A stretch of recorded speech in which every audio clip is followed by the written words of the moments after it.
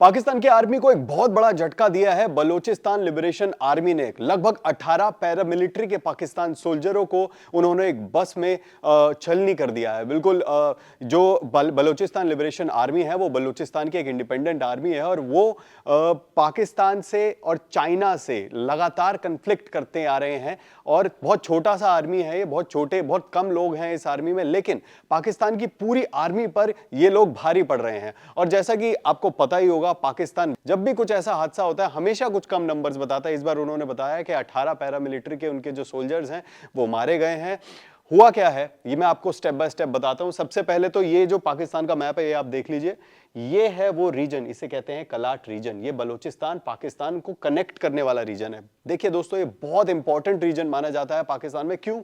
क्योंकि सीपीईसी यानी कि चाइना पाकिस्तान इकोनॉमिक कॉरिडोर इसी से होते हुए गुजरता है।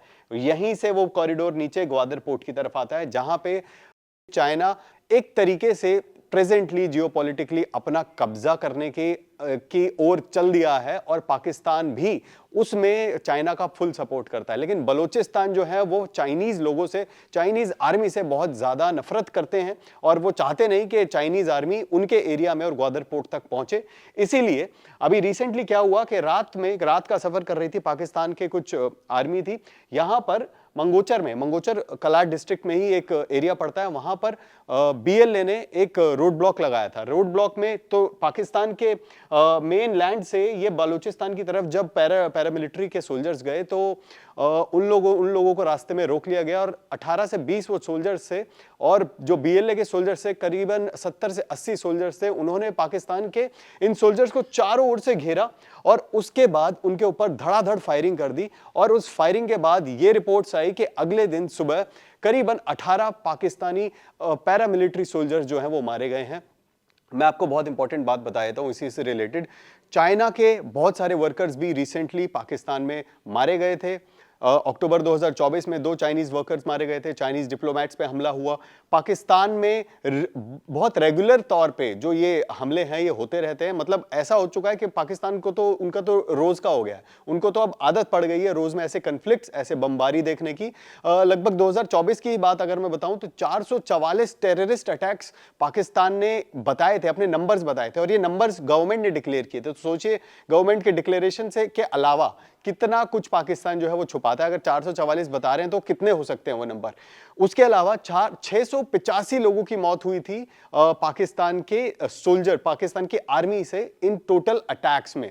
तो आप सोच ही सकते हैं कि पाकिस्तान के ऐसे अटैक्स ये रोज देखता है।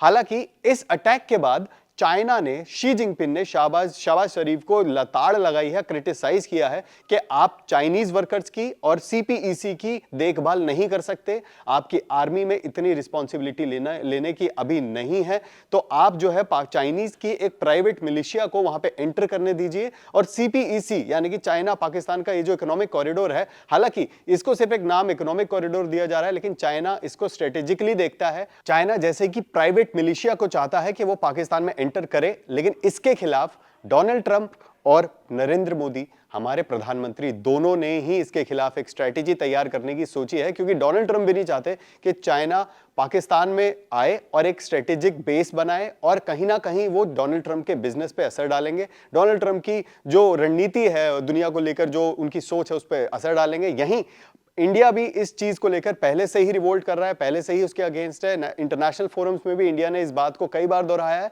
और इंटरनेशनल फोरम्स भी समझते हैं कि चाइना की प्रेजेंस पाकिस्तान में पूरे वर्ल्ड की जो पीस है उसको डिस्टर्ब कर सकती है।